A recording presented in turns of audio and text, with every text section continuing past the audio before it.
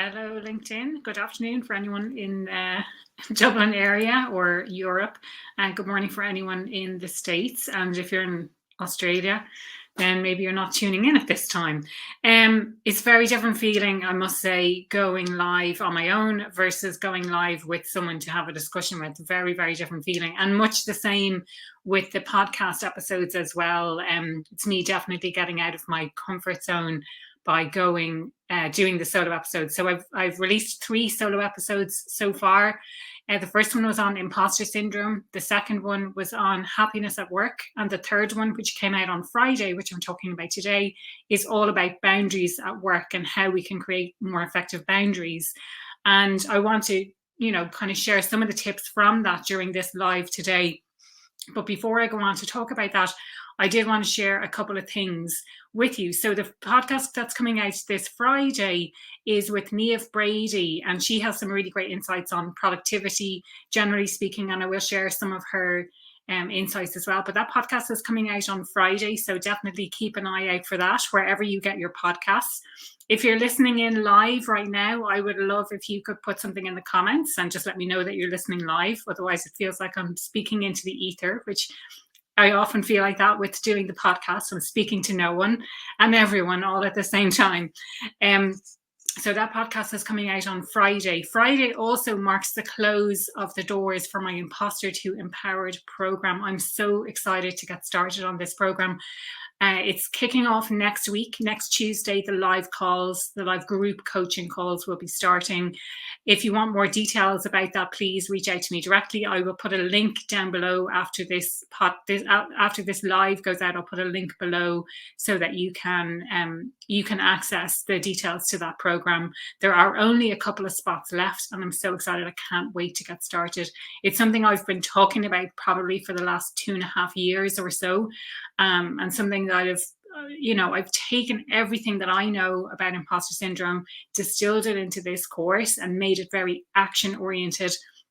If you missed any of the webinars that I did in the last couple of weeks, so I ran one on Wednesday last week and Wednesday the previous week, and the results just from those 1-hour webinars are, in my mind, phenomenal. I'm actually gobsmacked with how much people are achieving. So someone has quit their job, another person has been accepted onto 3 different podcasts. Someone else is doing research with ideal clients in an area that they weren't really interested, or they didn't really feel comfortable going into previously. Let me think, what else is there? Someone else had a really difficult conversation with their boss and it all went really well. So I'm delighted for that person as well. They're just some of the examples of the things that have happened, the action that has taken place since the webinars. So I suppose in my mind, if that's the kind of thing that can happen from a webinar, think of the kind of action that can be taken over a 6-week program. And that's, I know that that's going to absolutely blow my mind. So coming back to this idea of boundaries then, and I suppose one of the things that maybe I didn't say on the podcast is this idea that boundaries create freedom. So we might perceive them to be something quite solid and quite rigid, but actually it gives you the freedom to operate then within those boundaries once you're clear. And I suppose the key things in relation to boundaries is knowing, first of all, what those boundaries are, and then being able to communicate them with people. So it's no good if you know what your boundaries are, if you get a little bit, and I'm like, am I allowed to use curse words, or how strong can the curse words go on LinkedIn Live? I'm not sure. But let's say you feel a little bit peed off with someone and they, but you don't say that you're peed off. They've asked you to do something, or you've said yes to them because you want to please them, you want to make them happy. And I mean, I was thinking about this afterwards, this whole concept of people pleasing, and so many people are people pleasers. And it relates as well to this idea of imposter syndrome, because sometimes we just want to please people all the time. We just want to make them happy rather than looking after ourselves and making ourselves happy. But to me, and something I've realized over time, is when as a recovering people pleaser myself, I say, it's haven't got it all right yet. But I think if we try and please people, oftentimes, actually, and this is direct feedback that I've got, is that what I'm doing is not actually pleasing to them. So they may not have necessarily asked me to do that thing, but I'm doing it because I want to please them. And actually, sometimes the kindest thing, and again, another side topic I'd love to talk about, being nice versus being kind. So being nice is all being nice and pleasing, but sometimes the kindest thing to do to someone is actually to have strong and effective boundaries with them. So anyway, back to what I spoke about on the podcast. I talked about individuals and how individuals can create better boundaries, how they can understand what their boundaries are. And oftentimes, again, going back to that idea of it's when you feel this sense of frustration, when you feel a little bit peed off with someone, but you might go and speak to someone else about it rather than addressing the person directly. So that could be something that is crossing a boundary for you. I also spoke about managers and what managers can do for themselves, but also what managers can do to ensure that their teams have effective boundaries and that their teams are managing their workload effectively. And I think a lot of this is associated with workload in particular, and being able to say no, and being able to say no effectively to people. So and again, this is a direct conversation that I had with a client recently.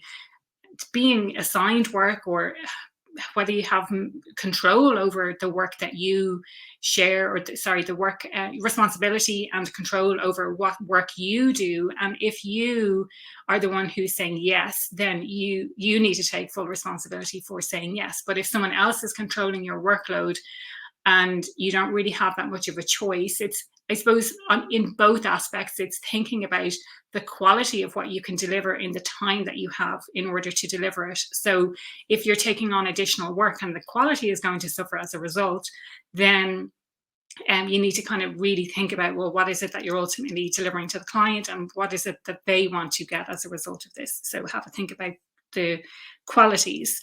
I talk as well about what it looks like when you don't have weak boundaries.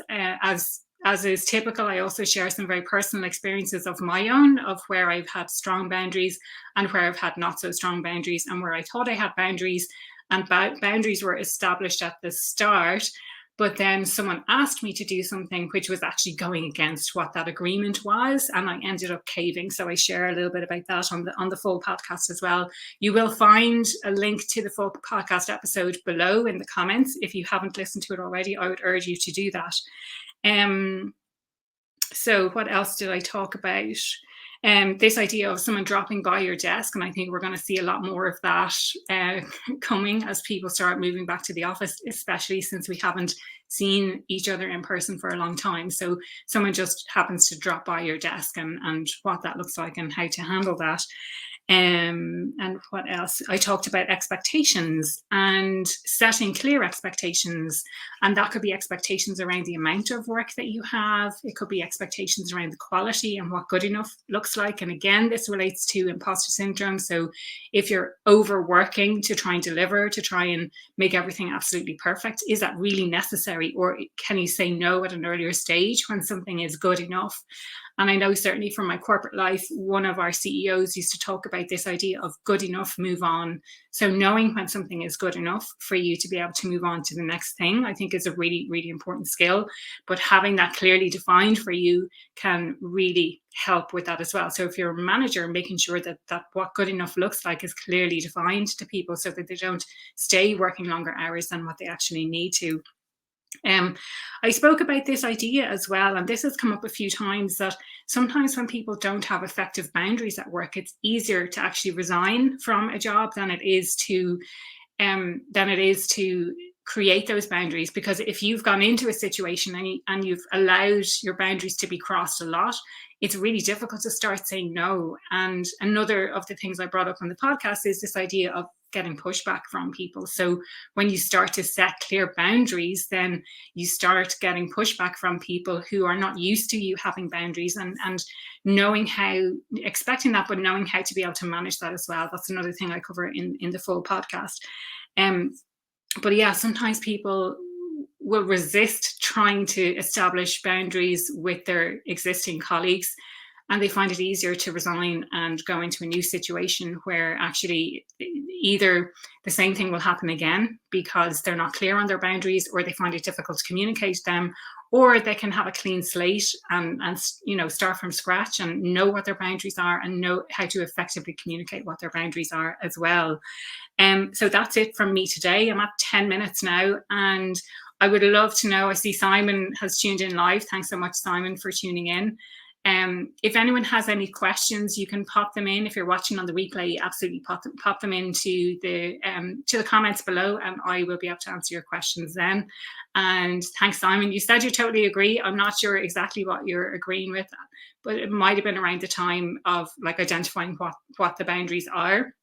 And so thank you so much for tuning in live, and I'll leave it for that for this week, and I'll be back again next week with my guest Niamh talking about her podcast, which is coming out this Friday, and we will go live at some point next week, so stay tuned.